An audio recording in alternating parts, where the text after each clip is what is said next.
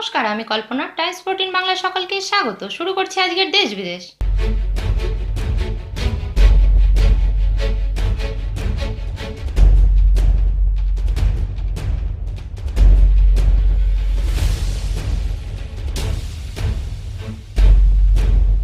আমেরিকাকে 4 জুলাইয়ের আগে করোনা মুক্ত করার পরিকল্পনা বাইডেনের।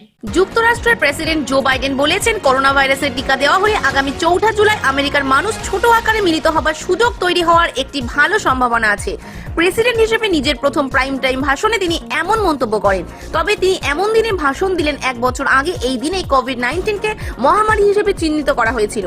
মিস্টার বাইডেন সব রাজ্যকেই আগামী 1 মের মধ্যে তাদের প্রাপ্তবয়স্ক সক্ষম সব নাগরিককে টিকা দেওয়ার ব্যবস্থা নেওয়ার নির্দেশ দিয়েছেন। তিনি বলেন, আমরা যদি 4 জুলাইয়ের মধ্যে এটা একসঙ্গে করতে পারি তাহলে আপনার নিজের পরিবারের ও বন্ধুদের স্বাধীনতা দিবস উদযাপনে মিলিত হওয়ার ভালো সুযোগ আছে। তিনি আরো বলেন, তার দেশ শুধু স্বাধীনতা দিবস উদযাপনই নয়, বরং করোনা ভাইরাস থেকে স্বাধীনতা অর্জনের জন্য সক্ষম হবে। Bureau report, Times 14 Bangla.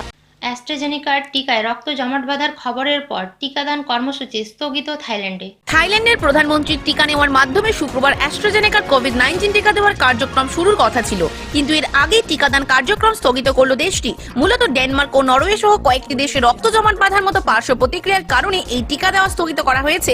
এমন খবর আসার পরে থাইল্যান্ড এমন সিদ্ধান্ত নিল। ইউরোপের প্রায় 50 লাখ মানুষ ইতিমধ্যেই অ্যাস্ট্রাজেনেকার টিকা গ্রহণ করেছেন।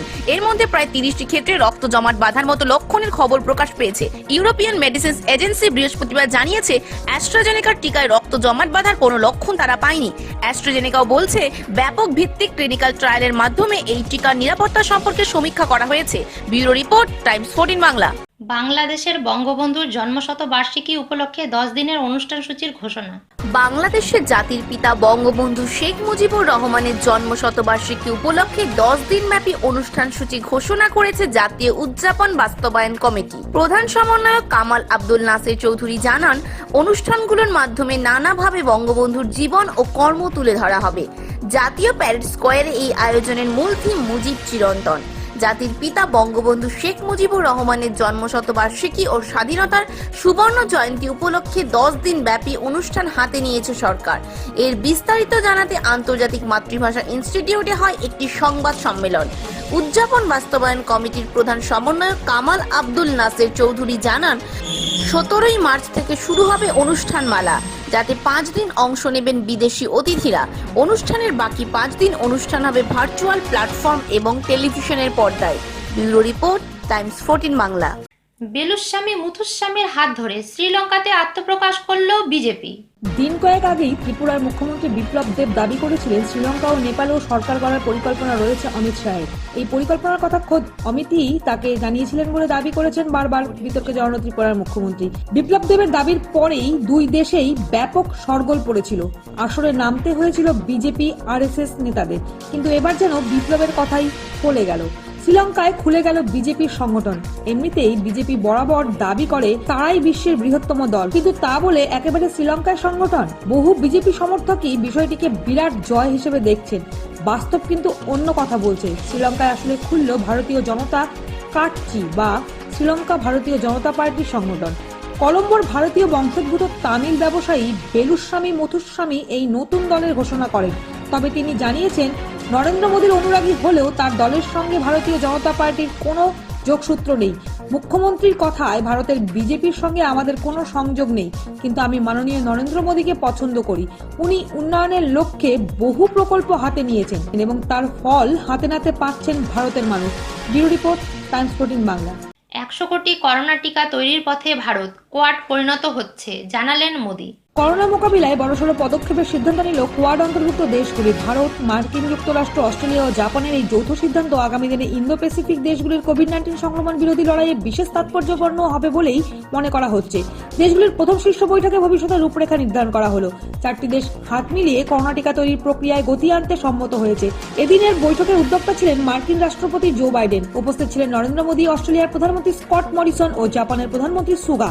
ইন্দো প্যাসিফিকে চীন যেভাবে শক্তি সঞ্চয় করছে সেটা কিভাবে মোকাবিলা করা হবে সেই নিয়ে এদিন বিস্তারিত আলোচনা হয়। মোদী বলেন, কোয়াডের যে উদ্দেশ্য সেটা ভারতের বসুদেব কুটুম্বকম অর্থাৎ সারা বিশ্বই একটি পরিবার, সেই বিশ্বাসের সঙ্গে খাপ খায় বলে তিনি জানান। মাত্র 18 মাস আগেই কোয়াড দেশগুলির বিদেশমন্ত্রীদের বৈঠক হয়েছিল। কোয়াড ক্রমশই আরো পরিণত ও অভিজ্ঞ হয়ে উঠছে বলে এদিন মন্তব্য করেন মোদী। তিনি বলেন, কোয়াড একটি শক্তিশালী স্তম্ভ হয়ে উঠেছে অল্প সময়ের মধ্যেই। Bureau report, Times 14 Bangla. সংক্রমণ বাড়ছে, ফের লকডাউন হবে ইতালিতে। সংক্রমণ ফের বাড়ছে, কারণ অবশ্যই পরিস্থিতি হাতের বাইরে যাওয়ার আগে গোটা দেশকেই রেড জোন ঘোষণা করতে চাইছে ইতালি। ফের দেশ জুড়ে জারি হবে লকডাউন। স্বাস্থ্য মন্ত্রকের পক্ষ থেকে জানানো হয়েছে, কিছু সই সাবুত বাকি। মন্ত্রিসভা আনুষ্ঠানিক ছাড়পত্র দিয়ে দিলেই ব্যবস্থা নেওয়া হবে। সেক্ষেত্রে 3 এপ্রিল থেকে 5 এপ্রিল ইস্টারের ছুটিতে লকডাউন থাকবে গোটা দেশে। বৃহস্পতিবার একদিনে 25,000 বাসিন্দা নতুন করে করোনায় আক্রান্ত হয়েছেন। হাসপাতালের শয্যা ফাঁকা নেই, ইন্টেনসিভ কেয়ার ইউনিটের উপর চাপ বাড়ছে, আর সেই সঙ্গে তারা করছে গত বছরের ভয়াবহ স্মৃতি। এক সরকারি কর্তার কথায় মনে হচ্ছে সংক্রমণের তৃতীয় ঢেউ আছড়ে পড়তে চলেছে ইতালিতে। Bureau report, Times 14 Bangla. গোপন ক্যামেরা নিয়ে তুলকালাম পাক সেনেটে। স্পাই ক্যামেরা লাগানো ঘিরে তুলকালাম বাঁধলেও পাকিস্তানের পার্লামেন্টের উচ্চকক্ষ সেনেটে। আজ সেনেটের চেয়ারম্যান ও ডেপুটি চেয়ারম্যান পদের নির্বাচন ছিল। সেখানেই ভোট চলাকালীন বিরোধীদের বিরুদ্ধে ওই গোপন ক্যামেরা লাগানোর অভিযোগ প্রথমে তোলেন তথ্যমন্ত্রী শিবলি ফারাজ। তার কথায় শাসক দলের বাকি সেনেটাররা হইচই শুরু করে দেন। পাকিস্তান পিপলস পার্টির সেনেটর নওয়াজ খোকার দাবি করেন, পোলিং বুথের ঠিক উপরে স্পাই ক্যামেরা লাগানো হয়েছে। সেনেটর রাজা রব্বানি জানিয়েছেন, এভাবে সেনেটে ক্যামেরা লাগানো নিয়ম বিরুদ্ধ। কিছুক্ষণ পরে পাক বিজ্ঞান ও প্রযুক্তি মন্ত্রী জানান, সম্ভবত সিসিটিভি ক্যামেরাকে সেনেটরেরা গোপন ক্যামেরা ভেবে ভুল করছেন। Bureau report, Times 14 Bangla. অনাহারে মৃত্যুর মুখে বহু মানুষ, মন্তব্য গুতেরেসের। 1 বছর বেশি পেরিয়েছে, তা সত্ত্বেও আধুনিক বিশ্বকে অতিমারী শব্দটির সঙ্গে পরিচয় করানো সেই করোনার দাপট এখনো অব্যাহত। সংক্রমণের জেরে বিশ্বজুড়ে মৃতের সংখ্যা 26 লক্ষ পেরিয়েছে। এখনই উপযুক্ত পদক্ষেপ না নেওয়া হলে অতিমারী পরিস্থিতির জেরে এবার অনাহারে মৃতের সংখ্যাও লক্ষের মাত্রা পেরোতে বেশি সময় নেবে না। বৃহস্পতিবার বিশ্ববাসীর কাছে এমনই আশঙ্কা প্রকাশ করলেন রাষ্ট্রপুঞ্জের মহাসচিব আন্তোনিও গুতেরেস। এদিন রাষ্ট্রপুঞ্জের নিরাপত্তা পরিষদে বৈঠক চলছিল খাদ্য এবং নিরাপত্তার মধ্যে যোগসূত্র নিয়ে। সেই বৈঠকে দাঁড়িয়ে গুতেরেস বলেন, তৎক্ষণাৎ পদক্ষেপ প্রয়োজন, তা না হলে বিশ্বজুড়ে লক্ষাধিক মানুষ চূড়ান্ত খাদ্যাভাব এবং মৃত্যুর দোরগোড়ায় পৌঁছে যাবে। এই দুর্গতদের তালিকার সিংহভাগই রয়েছে সামাজিকভাবে পিছিয়ে পড়া গোষ্ঠীগুলি। তার মন্তব্য, এই দুর্গত মানুষগুলিকে চরম পরিস্থিতির মুখে ঠেলে দিয়েছে অতিমারী, তাতে ইন্ধন জুগিয়েছে আবহাওয়া বিরূপ পরিবর্তনও। তিনি আরও জানান, বর্তমানে কমপক্ষে 36টি দেশ জুড়ে খরা পরিস্থিতি চূড়ান্ত পর্যায়ে পৌঁছে গিয়েছে। এই পরিস্থিতি থেকে তাদের ফিরিয়ে আনতে আর্থিক দিক থেকে তো বটেই, সেখানে গিয়ে তাদের পাশে দাঁড়ানোর জন্য বিশ্বের কাছে সাহায্যের আর্জি জানিয়েছেন Guterres. Bureau report, Times 14 Bangla. Delhi সীমান্তে পাকা বাড়ি বানাচ্ছেন কৃষকেরা, বৃহত্তর আন্দোলনের প্রস্তুতি চলছে। কেন্দ্রের পাশ করা 3টি কৃষি আইনের বিরুদ্ধে বিক্ষোভ দেখাচ্ছেন কৃষকরা। ইতিমধ্যেই এই বিক্ষোভ 4 মাসে পড়েছে। দিল্লি সীমান্তে প্রখর শীতের মধ্যে অস্থায়ী ছাউনি বানিয়ে শুরু হয়েছিল বিক্ষোভ, কিন্তু এবার রাজধানীর প্রচন্ড গরমের মধ্যেও কিভাবে এই বিক্ষোভ চালানো যায় তার প্রস্তুতিও সেরে ফেলছেন তারা। রীতিমতো পাকা বাড়ি বানানো শুরু করেছেন আন্দোলনরত কৃষকরা। হরিয়ানা সীমান্তের টিকরিতে পাকা বাড়ি বানাতে দেখা গেছে কৃষকদের। এই বাড়ি তৈরি করার জন্য যে সরঞ্জামের প্রয়োজন তার টাকা কৃষকরাই দিচ্ছেন। জানা গিয়েছে, প্রতিটি বাড়ি তৈরি করতে 20,000 থেকে 15,000 টাকা খরচ হচ্ছে। দিল্লির প্রচন্ড গরমের মধ্যে আন্দোলন করা সহজ কথা নয়। এপ্রিল মে মাসে রাজধানীতে দুপুরের দিকে লু বইতে দেখা যায়, তাই এই সময় তাঁবুর মধ্যে থাকা মোটেই সহজ নয়। তাই আগে থেকেই বন্দোবস্ত করতে হচ্ছে কৃষকদের। Bureau report, Times 14 Bangla. আগামীকাল বাংলার বাকি আসনে প্রার্থী ঘোষণা হতে পারে বিজেপির। আজ অর্থাৎ শনিবার দিল্লিতে পশ্চিমবঙ্গের চূড়ান্ত প্রার্থী তালিকা নিয়ে বৈঠক বিজেপির। দিল্লিতে সর্বভারতীয় সভাপতি জগৎ প্রকাশ নাড্ডার বাড়িতে এবং কেন্দ্রীয় অফিসে আলোচনায় থাকবেন নাড্ডা নিজে এবং বিজেপির উচ্চ পদাধিকারীরা। কলকাতা থেকে ইতিমধ্যে দিল্লিতে উপস্থিত হয়েছে রাজ্য বিজেপি সভাপতি দিলীপ ঘোষ, কৈলাস বিজয়বর্গীয়, মুকুল রায়, শুভেন্দু অধিকারী, রাজীব বন্দ্যোপাধ্যায়, রাহুল সিনহা প্রমুখরা। প্রাথমিক তালিকা তৈরি হয়ে রয়েছে, কিন্তু তবুও যে প্রান্তে যারা জিততে পারবেন তাদেরকেই টিকিট দেওয়া হবে বলে জানা গিয়েছে। এই বিষয়ে তুল্যমূল্য বিচার চলবে এদিনের বৈঠকে। সূত্রের খবর, শনিবার ম্যারাথন বৈঠক চলবে। সবশেষে বিজেপি কেন্দ্রীয় অফিসে শিলমোহর পড়বে চূড়ান্ত তালিকায়। ওই বৈঠকে উপস্থিত থাকবেন কেন্দ্রীয় স্বরাষ্ট্রমন্ত্রী অমিত শাহ এবং প্রধানমন্ত্রী নরেন্দ্র মোদী নিজে। জানা যাচ্ছে, এবার বিজেপির তালিকায় সেলিব্রিটি প্রার্থীদের সংখ্যা বড় হতে পারে। সেই সঙ্গে তৃণমূল থেকে আগত নেতাদের একটি বড় অংশকে টিকিট দেওয়া হবে বলেও জানা যাচ্ছে। Bureau report, Times 14 Bangla. বিধানসভায় দাঁড়িয়ে আত্মহত্যার চেষ্টা বিজেপি বিধায়কের। বিধানসভায় দাঁড়িয়ে আত্মহত্যার চেষ্টা করেন বিজেপি বিধায়ক সুভাষ চন্দ্র পানিগ্রাহী। শুক্রবার ওড়িশা বিধানসভার এই ঘটনায় শোরগোল পড়ে যায়। তার অভিযোগ যে সরকার কৃষকদের থেকে ধান কেনার বিষয়টি বিবেচনা করছে না। এই ইস্যুতেই ওড়িশা বিধানসভায় তোলপাড় হয়। রাজ্যের খাদ্য সরবরাহ মন্ত্রী আর.পি. সোয়েন যখন ধান ক্রয়ের বিষয়ে একটি বিবৃতি দিচ্ছিলেন, তখন সুভাষচন্দ্র পানিগ্রাহী স্যানিটাইজার পান করে আত্মহত্যার চেষ্টা করেন। সঙ্গে সঙ্গে তাকে চিকিৎসকেরা পরীক্ষা করেন। এই মুহূর্তে তিনি সুস্থ রয়েছেন। ওড়িশায় বিরোধী বিজেপি এবং কংগ্রেসের সদস্যরা মধ্যাহ্নভোজের আগেই সংসদীয় কার্যক্রম ব্যাহত করেন। এরপর বিধানসভার স্পিকার এস.এন. পাত্র বিবৃতি দিতে বলেন। দুবার সভা স্থগিত হওয়ার পরে যখন বিকেল 4টে নাগাদ মন্ত্রী বিবৃতি পড়তে শুরু করেন, তখন পানিগ্রাহী তার আসন থেকে উঠে পকেট থেকে স্যানিটাইজারের বোতলটি বের করে পান করার চেষ্টা করেছিলেন। Bureau report, Times 14 Bangla. নতুন করে করোনার থাবা, মুম্বাই শহর জুড়ে আপাতত বন্ধ স্কুল কলেজ। ফের করোনার থাবা মহারাষ্ট্রে। বিভিন্ন জায়গায় লকডাউন বা আংশিক লকডাউন ঘোষণার পরও শুক্রবার ফের আক্রান্তের সংখ্যায় রেকর্ড গড়েছে মহারাষ্ট্র। এই নিয়ে পরপর 3 দিন এভাবে করোনার বাড়বাড়ন্ত নজরে এলো। নতুন করে করোনা আক্রান্ত হয়েছেন 15,817 জন।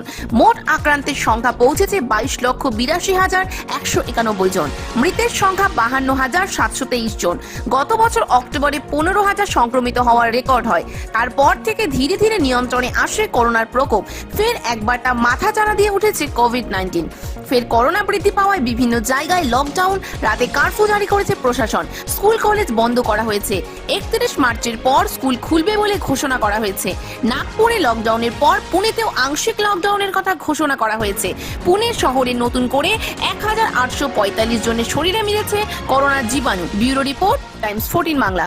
পশ্চিমবঙ্গের বিধানসভা নির্বাচনে কংগ্রেসের প্রচারে নবজোৎ সিং সিদ্ধু সহ আরও অনেকে। পশ্চিমবঙ্গ বিধানসভা নির্বাচনে ইতিমধ্যে হাওয়া গরম করতে শুরু করেছে বিজেপির শীর্ষ নেতৃত্ব।